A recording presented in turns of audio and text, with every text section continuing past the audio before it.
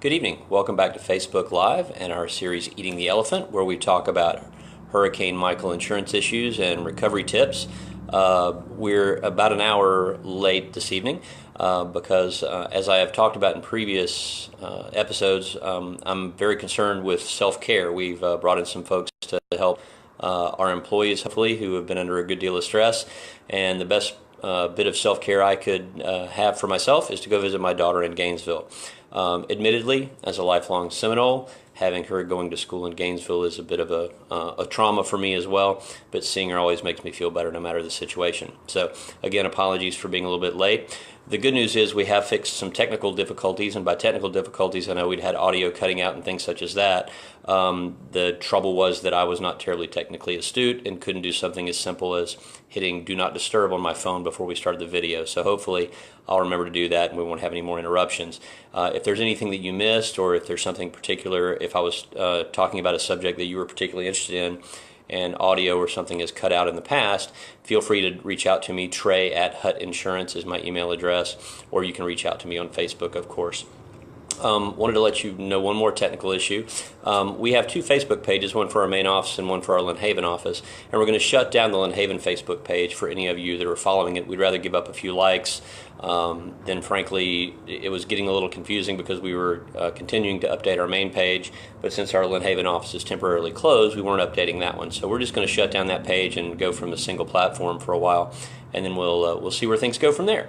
I wanted to talk tonight mostly about assets and some more assets that I think you need to make use of, and some things that we can maybe bring to the party here. The first one I want to mention is Nicole Smith. She is an assistant in Neal Dunn's office, Representative Neal Dunn, and Representative Dunn has asked me to refer people to her in order to get problems solved. A couple of things can happen there.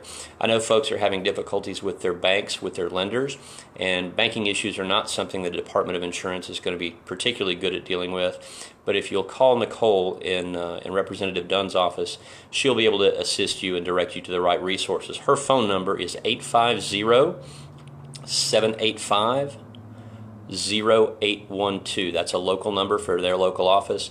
And I've met Nicole. She's wonderful and she's very hardworking, and I suspect she'd be more than happy to help you get your problem solved.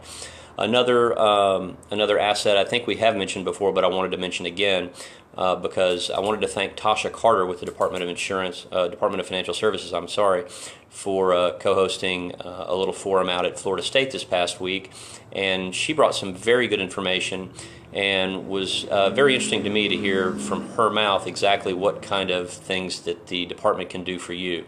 And the takeaway point for me from her presentation was that whatever your problem, if it's not directly related to insurance, maybe it's a lender, maybe it's a federal flood problem that's not something that their office deals with directly, you can still call her office, and if they can't help you, they can perhaps direct you to the right resource.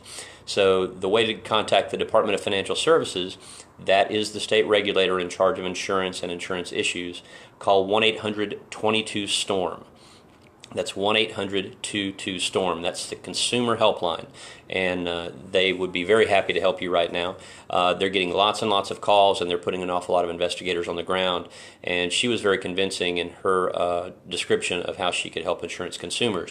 So if you go all the way through the process with your insurance company and you've gotten your agent involved and they still can't help you, then the department has the power of enforcement, and they can force insurance companies to do things.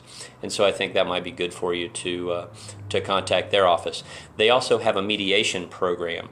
If you get to an impasse with your insurance company, perhaps on the value of your loss or something such as that, if you would, you can call their office and get their free mediation service, and you'll have a neutral third-party mediator that could sit down with both you and your insurance company representative and come to what we hope is a good solution for everybody.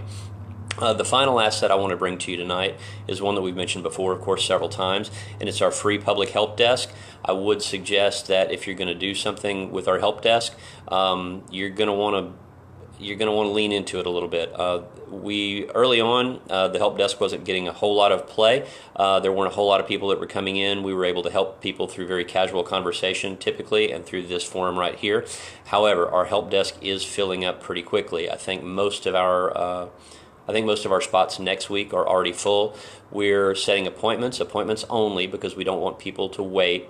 And the way to get to that is to send a text message to 850-273-9356. And I'll repeat that again at the end of this broadcast. But if you'll send a text message there, someone will be in touch with you and we'll set an appointment for you. We're running appointment times beginning at 4 o'clock on Tuesday, Wednesdays, and Thursdays. And if things need to expand, then we'll find a way to do that a little bit later, and we'll let you know. A couple of things I wanted to let you know. I did say something about this in a post on Facebook this week, but there's something that I think some folks are doing that we need to be careful about, and you don't want to do anything to slow your claim down. You want to keep things rolling. Once we get into the pipeline and we get everybody moving along, we don't want to slow that process down. We don't want to relieve the pressure on the pipeline. We want to keep that flowing. And so there's several things that people are doing that I think are becoming a little bit they're impairments to speed. One is the way that you submit your contents list or other things. If you send a list of stuff in and it's not documented at all, you may get a follow-up phone call within reason.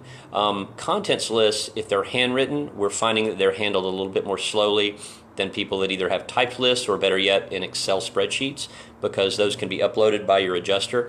And we find if they're handwritten, someone has to sit there with that list, interpret what it is, and then it has to be typed, and it's going to have to be put into a system somewhere, and that just adds more time for key punch. So if you have the ability, and you have if you have internet service, for instance, and you can get that information processed on your own, and you can transcribe your own notes, that'll save a day or two or three in getting your contents placed, your contents coverage placed a little bit higher in the queue.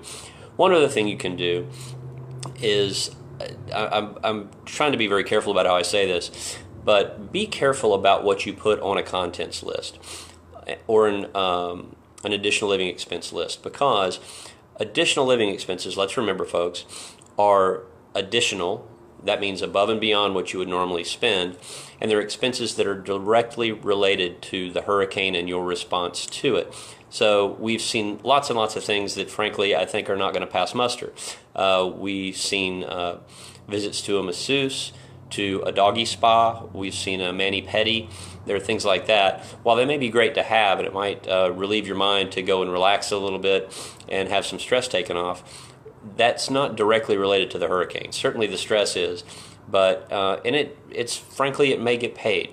But it's just one more thing that's going to get a little extra scrutiny and a little extra time to have your claim flowing through the system. So the quicker you can get things going, the better you can lubricate that claim and keep it moving. I think the happier you'll be. Remember the things that it has to be. It needs to be extra. In other words, something in addition. Money you would not have spent except for the strike of Hurricane Michael. The same sort of goes with your home. If you live in a 2,200 square foot house and you have sort of normal furnishings and a normal home, it's going to be a little bit strange if you put a $6,000 sofa on your contents list. We've had some things where the value hasn't really seemed to match the size of the home and the limits of insurance. And is it possible that you have something like that? Certainly. But if you do, if you have something of an extraordinary value like that, then you would typically be living in a $2 million home, perhaps. And if not, if it's, say, I have an antique, at my dad's house there's an antique table and sideboard that's a beautiful piece, and I'm sure it's very, very expensive. And it's not something that I would ordinarily just go out and buy for my home. And had we lost that, I would certainly want to have pictures or some other additional documentation. So things that sort of fall outside the norm of that center lane, spend a little bit of extra time, take an extra picture, do a little bit of extra documentation work in order to keep your claim moving right along. We're going to keep it a little short tonight. That's all we're going to have to say. If you have any questions, if you would, please send them to us on Facebook. I've been answering those individually, and that's been going very, very well. But I think what I'm going to try to do is, in addition, I'm going to try to make those part of these broadcasts so we can get those answers out a little more broadly. One more time, some phone numbers for you again.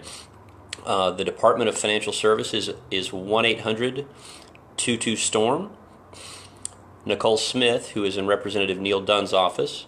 Her number is 850, of course, 785-0812. And our free public help desk is 850-273-9356. And please send a text message to that instead of a voicemail. Thanks very much, and we'll see you Wednesday.